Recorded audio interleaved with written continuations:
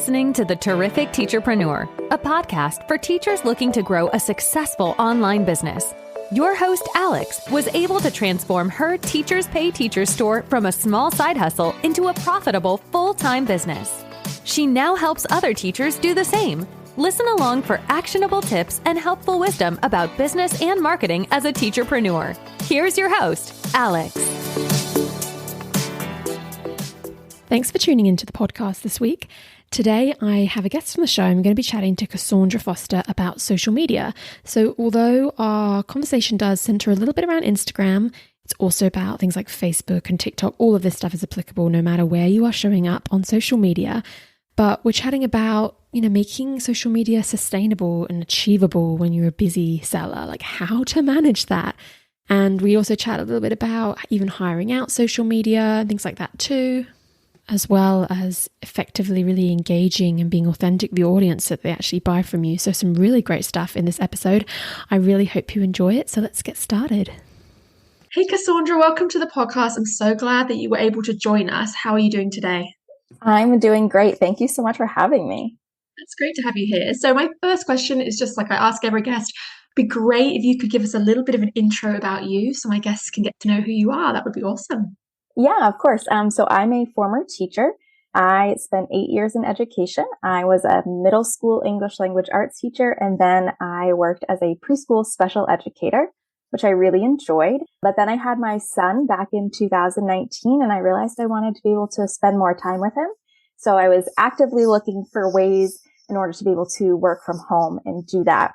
And so I actually kind of fell into social media management. I really like using social media.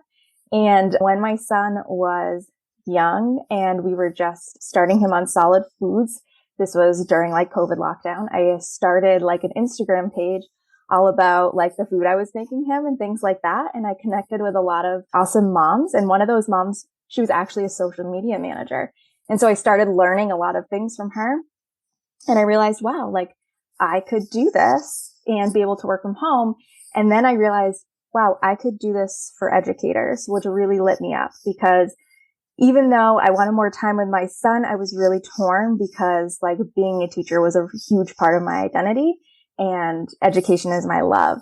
So when I realized that I could do it and I could help teachers and help them market their resources to help other teachers, I was like, yes, this is what I'm going to do. So that's kind of how I got here and how I'm doing what I do now.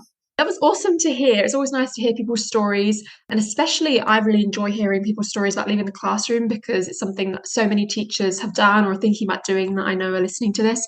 And it can be a really scary thing. And it's nice to know, wow, these are the opportunities you can have if you felt that teaching was, wasn't right for you right now, which I totally get. So it's really nice to hear. And it's always nice to like know that you can still be a part of education, even if you're not teaching in the classroom. Yeah. So I think people worry that like, oh, I'm leaving teaching. Am I completely leaving the education world? But you can still be serving teachers, helping teachers, working with teachers, doing all that kind of stuff, just in a slightly different way. And I like to think of it as well, like I'm helping students just in a different way than I used to, not in a face-to-face kind of capacity, but through the resources I make and stuff. So yeah, it's really cool to think of that way.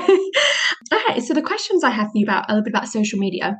The first one, do you have any tips for making social media marketing sustainable for teacher authors? Because we are so time poor with so much to do.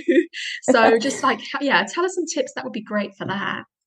For sure. Your plates are running over. And when it comes to social media, one of the big things is I don't want people to look at it as like another thing that they need to do.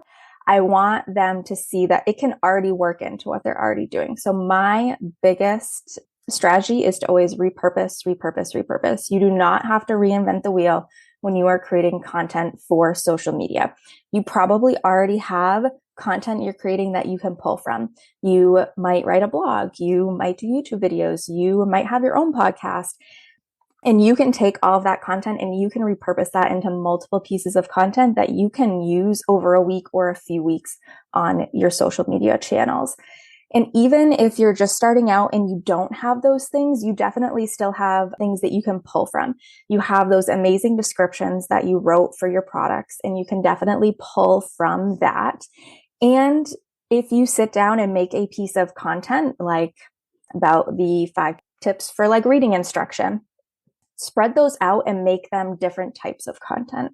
So for example, when I sit down to plan content for my clients, I take a look at like the big ideas that we're going to be working on. And so for example, if we go back to that like 5 tips for reading instruction, perfect. That can be a carousel post. So you can spread that out and each one of the tips can be its own slide. You could also share those 5 tips in a different way using a reel. Some of those tips might be standalone and might need some more explanation. So you could have its own specific graphic for some of those specific tips to go more in depth for your followers. So you are able to create a lot of different types of pieces of content using one idea. So trying not to be in the mindset of just like one and done. Oh, I made this carousel about like 5 tips for teaching reading and now it's done and now I have to come up with a new idea. No, use that. And your followers are going to need to see things over and over and over again. And I think some people are afraid of being like too repetitive. But truly, I think I was reading one study, like people need to see things like 7 or 10 times, maybe even more, before it sinks in for them. So especially like with all the noise on social media. I mean, unless someone is a hardcore follower of yours, probably no one's ever going to notice that you are giving out some of the same information in just different ways. And actually, your followers are probably going to appreciate that you're doing that because different people learn information differently. Some people love reading those carousel posts. Some people like watching a Reels video. Some people like listening to you talk about it on your stories. So like having those different types of content and repurposing everything is totally beneficial, not only to your followers, but for you keeping your sanity and making social media work when your plate is kind of running over for sure. Yeah, I agree with that. The thing about like people needing to see things 7 times, I've heard that and it's so true. So you don't need to feel like, oh, I've said it once, they never need to hear it again. They do need to hear it again.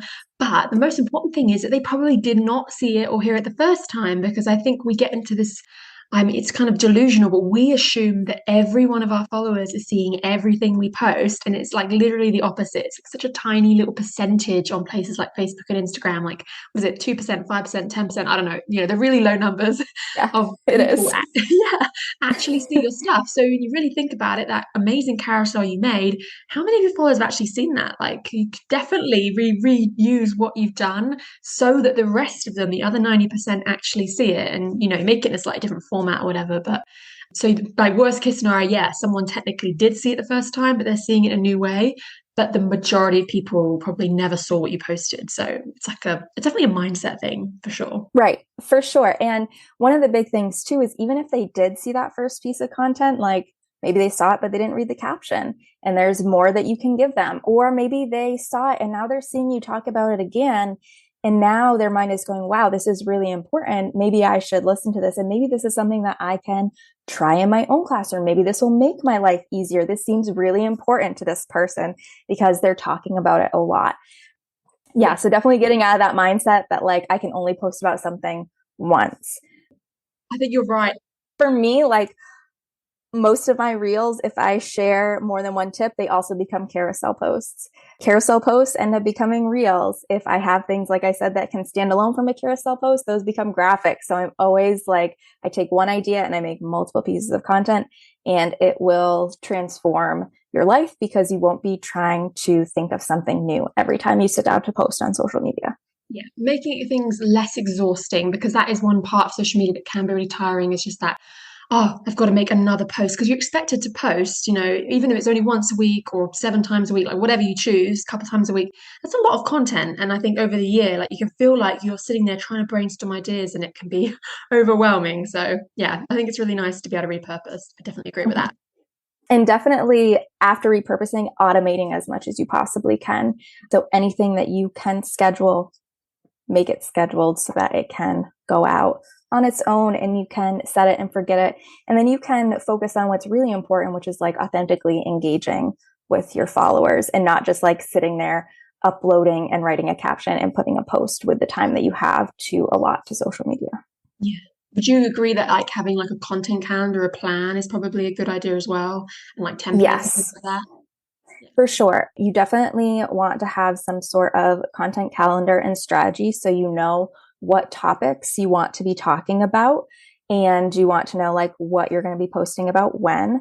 So those things are kind of strategic, especially during different seasons, right? So we can make sure we're hitting on that seasonal content and those seasonal resources.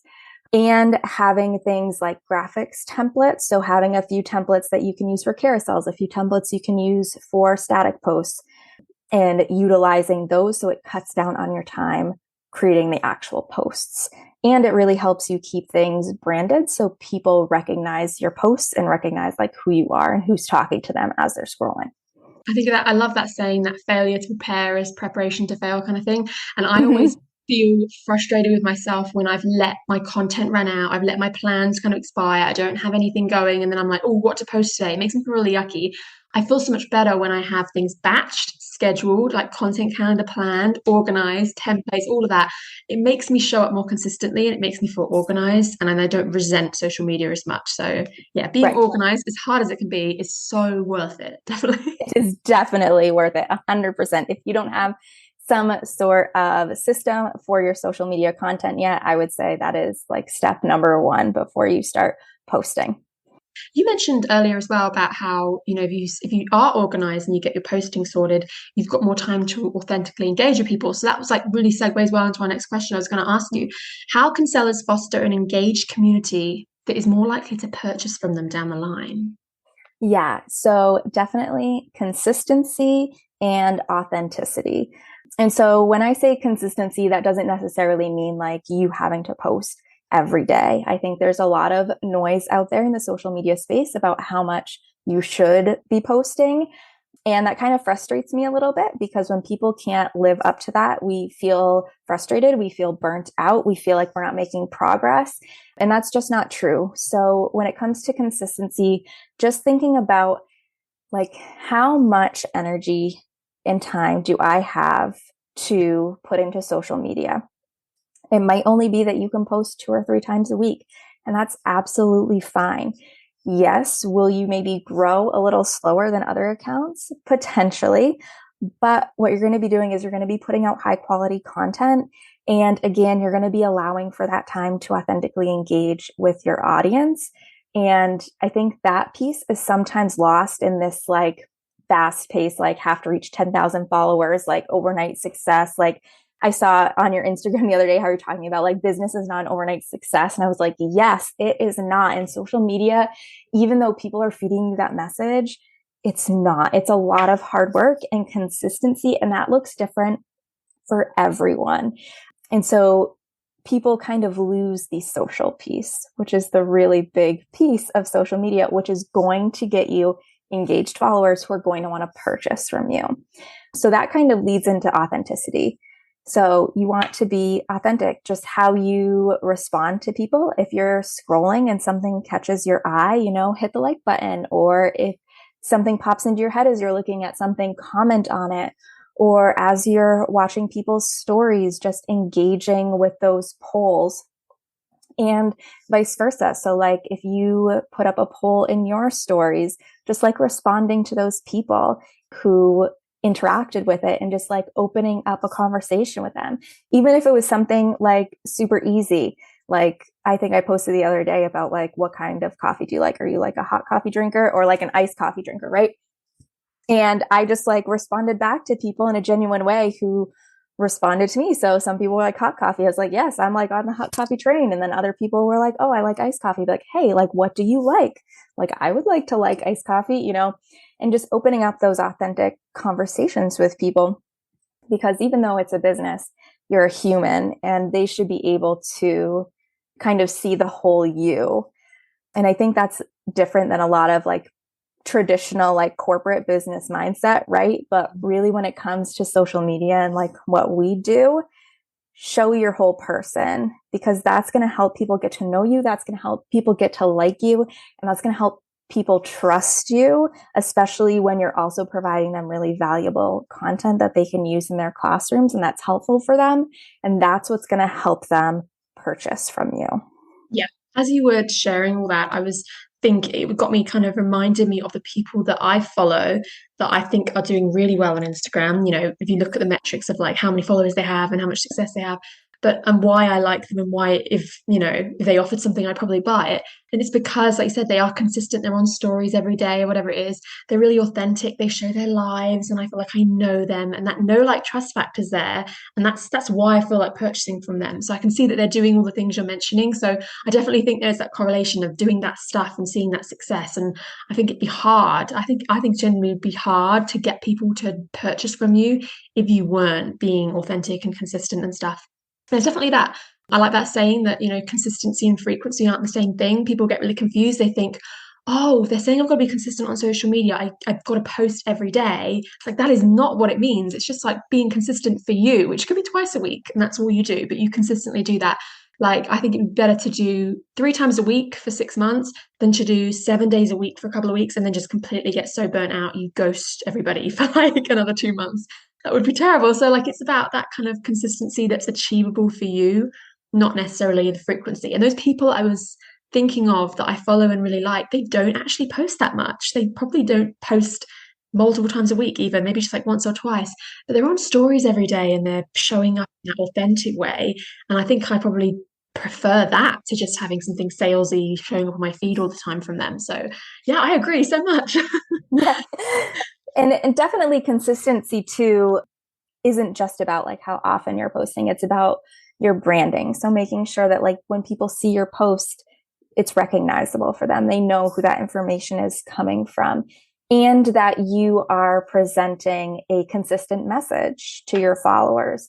So, not posting about like how one reading strategy is like the best ever, and then posting about a competing reading strategy and how that's the best ever, right? You really want to be consistent with your messaging and your branding as well. And kind of that, along with the consistency of posting, is really going to help people stay engaged and really help the algorithm get to know who you're trying to target. And that will help you grow and bring more people into your community as well. Yeah, I definitely agree with that. Being recognizable and people kind of trusting this is the type of content you will offer and this is the branded colors you use, and they kind of recognize you and they know what to expect from you. And that is definitely going to make things a lot easier. I definitely agree with that. And the next question I have is more about hiring, because you obviously help manage accounts for sellers and stuff. So do you have any tips for hiring out social media? Because I know a lot of sellers might just genuinely be so time poor that they just cannot do it themselves, but they might be in a position where they want to one day hire. But it'd be great to hear a little bit of tips from your point of view of like what you recommend for hiring for social media. Yeah. So when you're thinking about outsourcing your social media, one of the biggest tips I can give you is just making sure that your TPT store is really put together. Not necessarily like all your ducks in a row, but when you're thinking about that, like 20% of your products that make 80% of your revenue, making sure that those are really top notch and quality products, making sure you have good covers and thumbnails and descriptions, because once you get people in on social media and they click off that, that's where they're going. And that's really where you're going to solidify the sale for people. So making sure you have those things really ironed out can help you definitely feel more successful when you start using social media marketing and when you hire out someone else to do it. The other thing is looking for someone who's going to be invested in your business.